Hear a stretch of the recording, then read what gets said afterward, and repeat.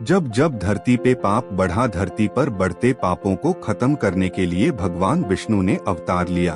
भगवान विष्णु के इन 10 अवतारों के नाम है। पहला मत्स्य अवतार, दूसरा वराह अवतार, तीसरा कच्छप अवतार, चौथा नृसिंह अवतार, पांचवा वामन अवतार, छठा परशुराम अवतार, सातवां श्री राम अवतार, आठवां श्री कृष्ण अवतार, नौवां बुद्ध अवतार, 10वां कल्कि अवतार, जो कि कलयुग के अंत में दुष्टों का नाश करने के लिए भगवान विष्णु अवतरित होंगे। मत्स्यावतार भगवान विष्णु का अवतार है, जो उनके 10 अवतारों में से प्रथम है। इस अवतार में भगवान विष्णु ने इस संसार को भयानक जल प्रलय से बचाया था। साथ ही उन्होंने हयग्रीव नामक दैत्य का भी वध किया था, जिसने वेदों को चुराकर सागर की गहराई में छिपा दिया था। पुरातन समय में दैत्य हिरण्याक्ष ने जब पृथ्वी को ले जाकर समुद्र में छिपा दिया, तब ब्रह्मा की नाक से भगवान विष्णु वराह रूप में प्रकट हुए। भगवान विष्णु के इस रूप को देखकर सभी देवताओं व ऋषि मुनियों ने उनकी स्तुति की। सबके आग्रह पर भगवान वराह ने पृथ्वी को ढूंढना प्रारंभ किया। अपनी थूथनी की सहायता से उन्होंने पृथ्वी का पता लगा लिया और समुद्र के अंदर जाकर अपने दांतों पर रखकर वे पृथ्वी को बाहर ले आए। जब हिरण्याक्ष दैत्य ने यह देखा तो उसने भगवान विष्णु के वराह रूप को युद्ध के लिए ललकारा। दोनों में भीषण युद्ध हुआ। अंत में भगवान वराह ने हिरण्याक्ष का वध कर दिया। इसके पश्चात भगवान वराह अंतर्ध्यान हो गए। कच्छप अवतार या कूर्म अवतार भगवान विष्णु ने समुद्र मंथन के समय कछुआ के रूप में अवतार लिया। समुद्र मंथन के समय कोई भी आधार न होने के कारण जब मंदार पर्वत डूबने लगा, तब भगवान विष्णु ने क्षीर सागर के समुद्र मंथन में मंदार पर्वत के आधार बने अपने कवच पर उन्होंने मंदार पर्वत को संभाला था। इस प्रकार भगवान विष्णु मंदार पर्वत और वासुकी नामक नाग की सहायता से देवों एवं असुरों के सहयोग से समुद्र मंथन करके 14 रत्नों की प्राप्ति की।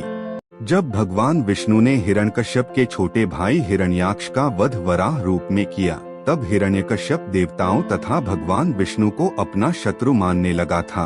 उसने विजय प्राप्त करने के लिए कठोर तप किया। उसने वरदान प्राप्त किया कि कोई नर या पशु उसे मार नहीं सके, उसे घर या बाहर, जमीन या आसमान में नहीं मारा जा सके। हिरण्यकश्यप अपने राज्य में किसी को भी भगवान की पूजा नहीं करने देता, वो सबको स्वयं की पूजा करने को कहता। उसका पुत्र प्रहलाद एक विष्णु भक्त था और ये बात हिरण्यकश्यप को अच्छी नहीं लगती थी। उसने प्रहलाद को मृत्यु दंड देने का निर्णय लिया। तब भगवान विष्णु नरसिंह रूप में खंभा फाड़ के सामने आए। आथा हिरण्यकश्यप को शाम के समय दरवाजे पर अपने जांघ पे रख के उसका पेट फाड़कर उसका वध कर दिया। भगवान विष्णु ने देवराज इंद्र का स्वर्ग पर पुनः अधिकार प्रदान करने के लिए वामन अवतार लिया।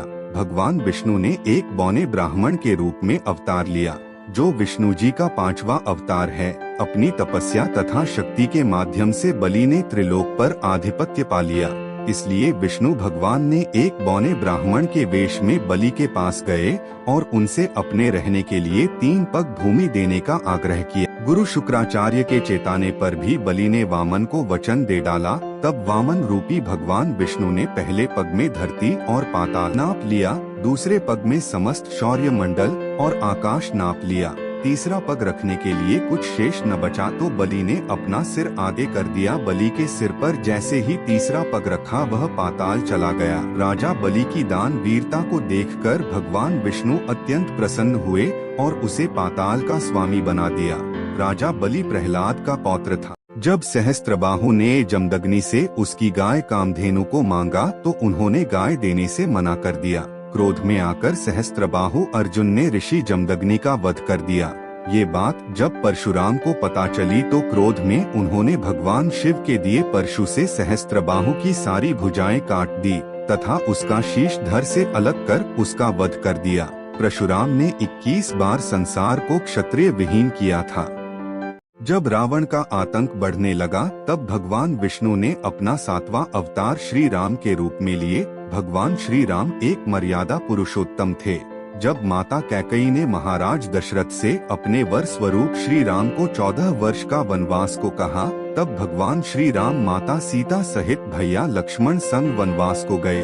जब कूटी में माता सीता अकेली थी, तब रावण ने उनका हरण कर लिया। तब भगवान राम ने वानरों की सेना बनाई जिसमें सुग्रीव, अंगद, नल, नील, जामवंत और हनुमान जी जैसे योद्धा थे। श्री राम उन्हें लेकर लंका को चले। जब उनके सामने 100 योजन का समुद्र आया तो उन्होंने पत्थरों का पुल बनवाया, जिसे राम सेतु के नाम से हम जानते हैं। लंका पहुँच के उन्होंने रावण को मार गिराया। देवकी और वसुदेव के विवाह के समय आकाशवाणी हुई थी कि देवकी के गर्भ से जन्म लेने वाली 8वीं संतान कंस का वध करेगी। इसके बाद कंस ने अपनी बहन देवकी और वसुदेव को मथुरा के कारागृह में बंद कर दिया। देवकी की 8वीं संतान भगवान श्री कृष्ण के रूप में जन्मे, जो कि विष्णु जी के 8वें अवतार थे। श्री कृष्ण 64 कलाओं से परिपूर्ण थे। भगवान कृष्ण बचपन से ही माखन प्रेमी थे। उन्हें माखन चोर भी कहा जाता था। श्री कृष्ण ने बाल्यकाल में ही वत्सासुर और बकासुर जैसे दैत्य को भी मारा था।